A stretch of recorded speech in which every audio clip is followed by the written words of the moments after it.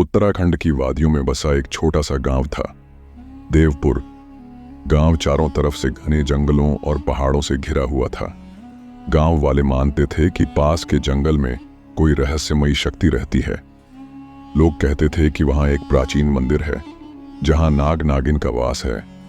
गांव के लोग उस जंगल में रात को जाना अशुभ मानते थे, लेकिन आरव अलग था। वह निडर, साहसी और जिज्ञासु स्वभाव का लड़का था। उसकी उम्र लगभग 22 साल थी और वह शहर से पढ़ाई खत्म करके अपने गांव आया था। उसे बचपन से ही रहस्यमयी कहानियों का शौक था। एक शाम जब सूरज पहाड़ों के पीछे ढल रहा था, आरव अपनी जिज्ञासा के कारण उस जंगल में चला गया।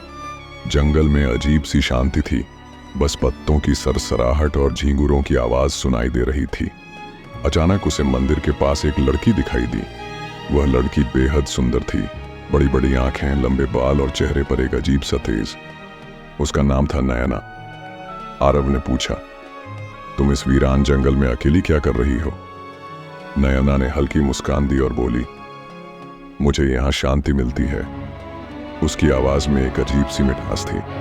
दोनों थोड़ी देर बातें करने लगे। आरव को लगा जैसे वह लड़की बहुत रहस्यमयी है, लेकिन फिर भी उसे अच्छा लग रहा था। नयना हर सवाल का जवाब डाल देती। जब भी आरव उसके बारे में पूछता, तुम कहाँ रहती हो, किसके साथ रहती हो, वह बस मुस्कुरा देती। उस दिन के बाद आरव रोज शाम को उसी मंदिर के पास जाता और नयना से मिलता। धीरे धीरे दोनों में गहरी दोस्ती हो गई। एक रात अचानक गांव में हलचल मच गई। किसी ने देखा कि जंगल में चमकती रोशनी के बीच एक विशालकाय नाग घूम रहा है। लोग डर गए और मंदिर के पास जाना बंद कर दिया। आरव भी सोच में पड़ गया। उसने अगले दिन नयना से पूछा, कल रात जंगल में नाग को देखा गया, तुम भी उसी वक्त यहां थी ना? कहीं तुम्हें कुछ हुआ तो नहीं? नयना चुप हो गई। उसकी आंखों में एक अजीब सा डर झलक रहा था। उसने धीरे से कहा, आरव, कुछ सच ऐसे होते हैं जिन्हें जानने से इंसानों की दुनिया बदल जाती है। अगर तुम मुझ पर भरोसा करते हो तो मुझसे सवाल मत करो। आरव ने सिर हिलाया, लेकिन उसके मन में सवाल और गहरे हो गए। एक दिन तेज बारिश हो रही थी। आरव मंदिर के पास पहुंचा तो उसने देखा कि नयना वहां जमीन पर लेटी है और दर्द से तड़प रही है। उसकी आंखें लाल थीं और उसका शरीर कांप रहा था। आरव ने घबराकर पूछा, नयना, तुम्हें क्या हुआ? तभी उसके सामने एक ऐसा दृश्य आया जिसने उसकी आंखें फटी की फटी रह गईं। नयना का शरीर धीरे धीरे बदल रहा था। उसके बाल गायब हो रहे थे और उसकी जगह चमकदार नागिन का रूप ले रहा था। आरव पीछे हट गया। उसका दिल तेज तेज धड़कने लगा। नयना बोली, हाँ आरव, मैं इंसान नहीं हूं, मैं एक इच्छाधारी नागिन हूं। यह मेरा असली रूप है। मैं 100 सालों से इस मंदिर की रक्षा कर रही हूं। आरव कुछ देर चुप रहा, फिर बोला, तुम नागिन हो या इंसान, मुझे फर्क नहीं पड़ता। मैं तुम्हें पहले से ही दिल से पसंद करता हूं। नयना की आंखों से आंसू बह निकले। उसने पहली बार महसूस किया कि कोई इंसान उसे उसके रूप से ज्यादा उसके दिल के लिए चाहने लगा है। अब नयना और आरव का रिश्ता बदल चुका था। दोनों एक दूसरे से बेइंतहा प्यार करने लगे, लेकिन नयना जानती थी कि इंसानों और नागों का रिश्ता कभी पूरा नहीं हो सकता।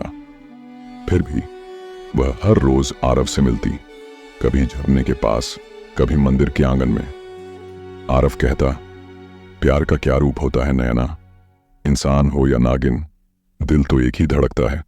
लेकिन नयना के दिल में डर था। गांव के लोग अगर यह जान गए तो न आरव को छोड़ेंगे न उसे। गांव का एक लालची तांत्रिक था, भैरवनाथ।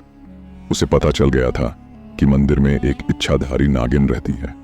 वह सोचता था, अगर मैं उस नागिन का नागमणि हासिल कर लूं तो अमर हो जाऊंगा। भैरवनाथ ने गांव वालों में अफवाह फैलाई, यह नागिन गांव के लिए अपशकुन है। अगर इसे नहीं मारा गया तो गांव बर्बाद हो जाएगा। गांव वाले डर गए। उन्होंने नयना को पकड़ने का फैसला किया। एक रात जब नयना और आरव मंदिर में मिल रहे थे, तभी भैरवनाथ अपने शिष्यों के साथ वहां पहुंच गया। उसने मंत्र पढ़े और जाल में नयना को बांध दिया। नयना दर्द से चिल्लाई, आरव, बचाओ। आरव ने भैरवनाथ से कहा, उसे छोड़ दो, उसने किसी को नुकसान नहीं पहुंचाया। भैरवनाथ हंसते हुए बोला, मुझे उसकी नागमणि चाहिए। इसके लिए मैं कुछ भी करूंगा। आरव ने डंडा उठाया और भैरवनाथ से लड़ने लगा, लेकिन भैरवनाथ के पास तंत्र मंत्र की ताकत थी। उसने आरव को घायल कर दिया। नयना ने यह देखा और उसके अंदर की शक्ति जाग उठी। उसने नागिन का रूप धारण कर लिया। उसकी फुफकार से आसमां गूंज उठा। उसने अपने तेज दांतों से भैरवनाथ को डस लिया। भैरवनाथ वहीं तड़प कर मर गया, लेकिन लड़ाई में आरव बुरी तरह घायल हो चुका था। उसका खून बह रहा था।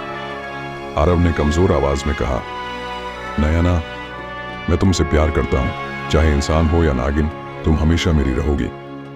नयना की आंखों से आंसू झरने लगे। वह जानती थी कि वह अपनी शक्ति से उसे बचा सकती है, लेकिन इसके लिए उसे अपनी सारी आयु और शक्ति त्यागनी होगी। उसने आकाश की ओर हाथ उठाया और प्रार्थना की, देवता, मेरे आरव की जान ले लो और मेरी शक्ति उसे दे दो। क्षण भर में एक दिव्य प्रकाश फैला। आरव की सांसें लौट आईं, लेकिन नयना का शरीर धीरे धीरे पत्थर में बदल गया। आरव उठ खड़ा हुआ, लेकिन उसने देखा कि उसकी नयना अब एक पत्थर की मूर्ति बन चुकी थी। उसने रोते हुए कहा, तुमने अपनी जान देकर मुझे बचाया। मैं वादा करता हूं, हर जन्म में तुम्हें ढूंढूंगा और अपना बनाऊंगा। आज भी देवपुर के उस प्राचीन मंदिर में एक पत्थर की मूर्ति है, जिसमें नागिन के रूप में एक लड़की खड़ी है। लोग कहते हैं कि अमावस्या की रात को वहां अब भी एक युवक बैठा रोता है और हवा में फुसफुसाहट सुनाई देती है। आरव, मैं हमेशा तुम्हारे साथ